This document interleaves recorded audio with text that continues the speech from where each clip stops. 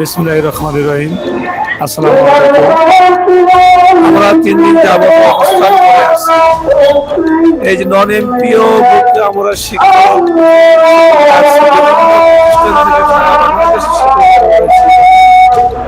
আমরা খেয়ে না খেয়ে দিন রাত অবস্থান করে আছি। আমাদেরকে এমপি মুক্তি করার জন্য আমরা প্রেস ক্লাবে আমরা বসে আছি।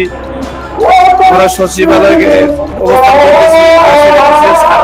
করতেছি। আমাদের নাই, উপদেষ্টা স্যারেরাও অন্য খানে তারা বেড়াচ্ছে। তারা আমাদের দাবির কথা আমরা উত্থাপন করতেছি, তারা কোনো কিছু বলতেছে না। আমরা যে শিক্ষকেরা যে 14-15 বছর ধরে যে আমরা একটি প্রতিষ্ঠানে আমরা অবস্থান করে আছি, 14-15 বছর ধরে আমরা একটি পয়সার মুখ দেখতে পারি না।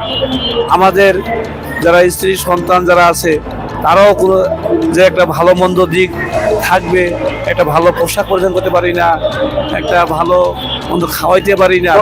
এই দৃষ্টিকোণগুলো আমরা উপদেষ্টার কাছে চাচ্ছি যে আমাদেরকে এই কর্মসূচির মাধ্যম থেকে আমাদেরকে এমপি মুক্তি করা হোক এবং আমাদেরকে আগামী মাস থেকে আমাদেরকে বেতনের জন্য আমরা আবেদন চাচ্ছি, বেতন তাদেরকে করে দেওয়া হোক। এ বলে আমি আমার সংক্ষিপ্ত কথা শেষ করলাম। আসসালামু আলাইকুম।